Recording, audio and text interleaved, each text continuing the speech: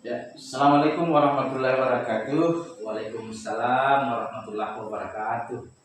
Jadi saya Iskandar SPD dari CGP Angkatan 11. Kali ini saya akan mewawancarai seorang kepala sekolah yang bernama Paso Asri SPD, Kepala SD 150 saya, Kecamatan Montetiro, Kabupaten Bulukumba, terkait dengan penyelesaian kasus-kasus dilema etikat dan rujukan moral. Selamat pagi Pak Baswasri. Selamat pagi Pak. Jadi saya memohon maaf yang sebesar-besarnya Pak karena cukup mengganggu kesibukan Bapak. Saya ingin mewawancarai Bapak terkait penyelesaian kasus-kasus yang terjadi di sekolah Bapak. Boleh Pak ya? Boleh Pak, boleh. Ya. Mungkin ada beberapa pertanyaan yang ingin saya sampaikan kepada Bapak terkait penyelesaian kasus-kasus dilema etika yang terjadi di sekolah Bapak. Kalau boleh tahu, bagaimana cara Bapak mengidentifikasi kasus-kasus yang terjadi di sekolah Bapak? Apakah ini termasuk dilema etika atau termasuk rujukan moral? Jadi terima kasih Pak atas waktu dan kesempatannya hadir di sekolah kami, mewawancarai kami sebagai tugas dari Bapak dari Pendidikan Guru Penggerak. Baik dalam menangani kasus terkait dengan dilema etika dan rujukan moral, tentunya selaku kepala sekolah tidak terlepas dari 4 paradigma, 9 langkah pengujian keputusan, dan 3 prinsip pengambilan keputusan dalam menangani setiap kasus yang terjadi di satuan pendidikan. Terkait dengan dilema etika, tentunya kita tahu bersama bahwa dilema etika itu adalah suatu kasus benar lawan benar, sehingga hal inilah memang yang terkadang membuat kita bingung dalam mengambil sebuah keputusan. Ketika ini terjadi, tentunya kita mengidentifikasi dulu apakah dilema etika ini hanya menyangkut persoalan sosial atau etik dan tidak bersangkut paut dengan persoalan kriminal. Sehingga jika ini terjadi, maka kita ini dapat selesaikan bersama di lingkungan sekolah. Satu contoh kasus yang kami angkat, bahwa ketika awal menjabat di sekolah itu di akhir semester ada murid kelas 5 yang seminggu menjelang pelaksanaan PAS penilaian akhir semester itu dia berangkat ke Malaysia dan tiba-tiba berangkat mengikuti orang tuanya. Sehingga anak itu tidak dapat mengikuti ujian. Sebulan kemudian setelah pendidikan kelas itu anak-anak kembali ke sekolah dan diantar oleh neneknya.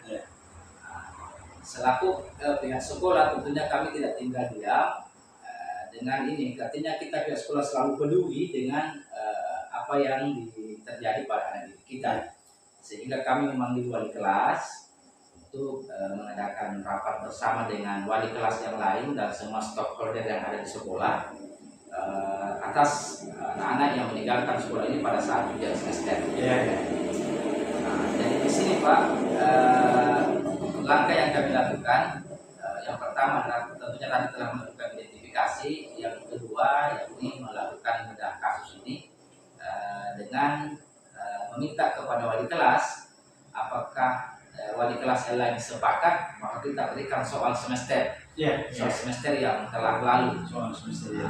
Mereka sepakat dan diberikanlah kepada anak-anak itu soal semester dan mengerjakannya dengan baik. Kita meminta wali kelas untuk dibuatkan rapornya sehingga dia kembali duduk di kelas 6. Seperti itu Pak. Cara untuk mengetahui apakah atau mengidentifikasi kasus ini apakah dilema etika atau rujukan moral, yaitu dengan cara menganalisis. Kalau begitu Pak, bagaimana caranya menjalankan keputusan terhadap kasus, misalnya 2 kasus yang Bapak alami yang sama-sama memiliki nilai kebajikan universal ini. Dilema ini Pak. Dilema. Jadi kalau misalnya ada kasus yang memiliki nilai sama-sama baik, tentunya Pak, itu kita harus mengadakan pengujian, mengadakan pengujian terhadap keputusan. Pengujian ini tidak terlepas dari 3 prinsip. Yang pertama itu prinsip berbasis peduli, yang kedua prinsip berbasis aturan, dan yang ketiga prinsip berbasis pelaksanaan. Artinya pelaksanaan ini artinya sampai di mana ini kita laksanakan dan sampai di mana kita merefleksi atas keputusan-keputusan itu yang kita ambil sehingga berbasis akhir seperti itu Pak. Saya tertarik tadi dengan 3 prinsip, yaitu prinsip berbasis akhir, prinsip berbasis aturan. Kalau begitu Pak, dapatkah Bapak menjelaskan langkah-langkah atau prosedur apa yang Bapak biasa lakukan untuk menyelesaikan ini Pak? Dengan 3 prinsip. Prinsip. Pertama Pak, ketika ada kasus yang terjadi di sekolah itu, kita tidak tinggal diam. Ya. Kita tidak tinggal diam dan melihat sejauh mana tingkat kasus itu. Apakah dia kasusnya ringan, apakah kasusnya sedang, atau kasusnya berat. Ya. Nah, kalau kasusnya ringan Pak, itu bisa kita kita bisa mengulur waktu sampai 1-2 hari melihat kondisi sekolah, kondisi rekan-rekan guru dalam pelaksanaan proses BBM-nya.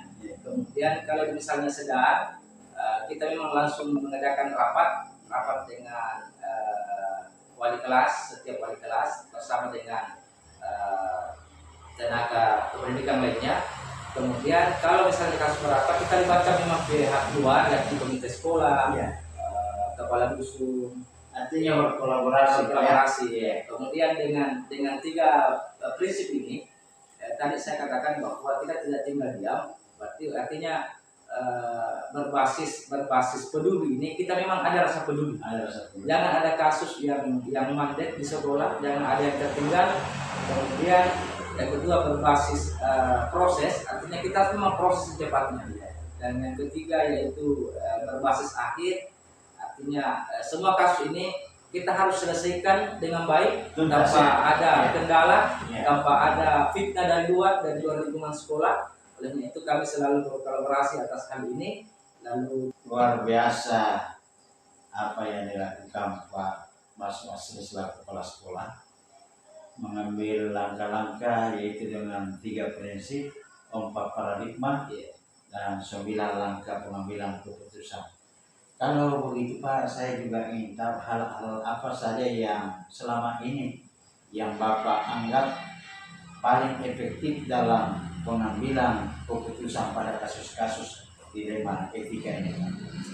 Dari 9 langkah pengambilan keputusan itu Pak, yang paling efektif itu artinya ketika kita membangun sebuah kolaborasi dengan rekan-rekan sejawat, dengan teman-teman guru, lalu kemudian mengambil keputusan dengan metode yang mufakat ya, tidak terlepas dari nilai-nilai budaya bangsa kita sendiri, yakni gotong royong dan musyawarah mufakat. Dengan musyawarah mufakat ini tentunya setiap keputusan yang kita ambil itu tidak akan berdampak besar yang dapat membuat sebuah image yang jelek terhadap sekolah kita. Dan alhamdulillah keputusan-keputusan yang kami ambil ini selalu saja kami memuji Pak, memuji keputusan dan merefleksi kembali keputusan yang telah kami buat. Dan itulah sebagai langkah yang paling konkret kami lakukan, bahwa dengan mufakat, kemudian memuji keputusan, kemudian merefleksi keputusan, itulah langkah yang paling konkret kami gunakan di sekolah kami Pak. Oh iya Pak, terima kasih atas penjelasannya. Jadi luar biasa ini Pak, bahwa hal yang efektif untuk menyelesaikan kasus yang pertama tadi musyawarah mufakat, berkolaborasi, kemudian kita uji regulasi, uji intuisi apakah sesuai dengan ada tidak peraturan yang kita kode etik juga Pak. Ya, kode etik di sekolah kita. Jadi kalau begitu Pak, tentu dalam menyelesaikan kasus-kasus dilema etika ini tentu ada tantangan-tantangan yang biasa kita hadapi Pak. Dapatkah Bapak memberikan gambaran tantangan apa saja yang Bapak biasa hadapi dalam menyelesaikan kasus-kasus dilema etika? tantangan yang kami hadapi Pak, ini artinya bukan sebuah tantangan besar. Tadi saya angkat contoh kasus itu terkait siswa yang berangkat ke Malaysia yang dilema etika, artinya benar lawan benar. Ada sedikit pada murid artinya teman sekelasnya itu bahwa dalam hatinya meskipun hanya dari penyampaian temannya bahwa kalau begitu bisa kita 2 bulan tinggalkan sekolah, berangkat ke misalnya ke Makassar, ikut sama orang tua, karena kalau pulang bisa jadi anggap hadir bisa jadi kembali ikut ujian. Tapi disitulah tantangan sebenarnya yang biasa-biasa saja.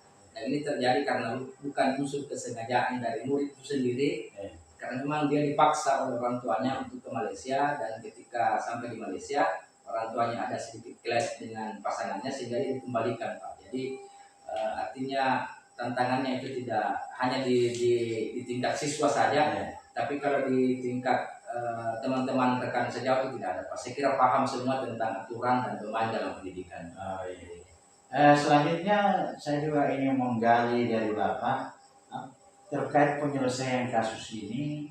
Apakah Bapak memiliki jadwal atau tata cara tertentu dalam menyelesaikan sebuah kasus dilema etika, atau apakah Bapak langsung menyelesaikan di tempat atau memiliki sebuah jadwal untuk menyelesaikannya? Artinya sampai hari ini kalau di sekolah kami belum ada, itu belum. Tetapi ketika ada kasus yang terjadi Pak, itu kami langsung melaksanakan selesaikan secepatnya dengan melihat tingkat kasus itu Pak. Melihat tingkat kasus ini. Terkait penyelesaian kasus ini, apa anggap dapat mempermudah atau memperlancar penyelesaian kasus dilema etika atau pengambilan keputusan terkait kasus-kasus dilema Pak? Jadi berbicara tentang siapa yang berpengaruh dalam pengambilan keputusan terhadap kasus dilema etika, tentunya adalah guru-guru itu sendiri, yang maksudnya wali kelas. Lalu kemudian tidak terlepas dari kami selalu berkoordinasi dengan ketua komite sekolah selaku perwakilan masyarakat atas hal yang terjadi di sekolah, kasus-kasus yang terjadi di sekolah.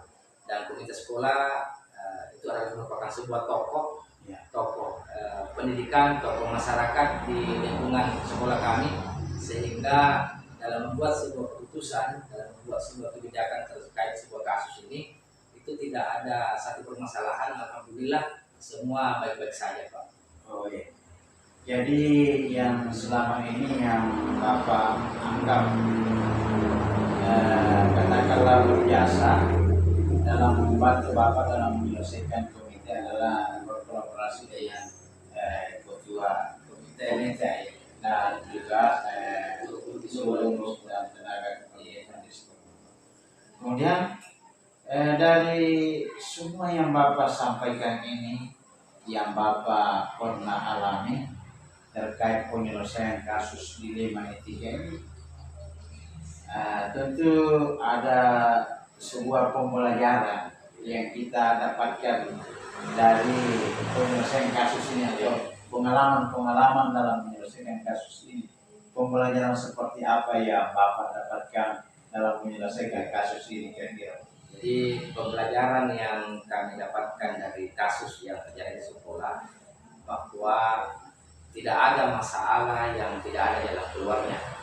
Ketika sebuah masalah kita selesaikan dengan kepala dingin, dengan kolaborasi, dengan tidak terlepas dari 9 langkah pengambilan keputusan, 4 paradigma dan 3 prinsip itu, maka kasus-kasus yang terjadi di sekolah itu saya yakin dan percaya itu dapat kita selesaikan dengan baik tanpa ada kendala, dan semua proses pembelajaran dapat berjalan dengan lancar. Begitu Pak ya. Jadi terima kasih Pak atas penjelasannya terkait penyelesaian kasus, dan kalau boleh saya menarik benang merah atau kesimpulan dari apa yang Bapak sampaikan tadi terkait penyelesaian kasus ini, bahwa ternyata Bapak kalau ingin menyelesaikan sebuah kasus dilema etika itu berkolaborasi dengan PKJ yang sejawat, kemudian bermusyawarah mufakat. itu paling utama. Nah, setelah menganalisis, mengidentifikasi kasus-kasus itu, Kita refleksikan kembali, kemudian sebelum mengambil keputusan berpedoman pada 4 paradigma, 9 langkah dan 3 prinsip. 3 prinsip, dan tetap juga meminta saran, masukan dan wejangan dari Bapak Komite Sekolah. Terima kasih Pak atas waktunya. Ya. Assalamualaikum warahmatullahi wabarakatuh. Waalaikumsalam warahmatullahi wabarakatuh.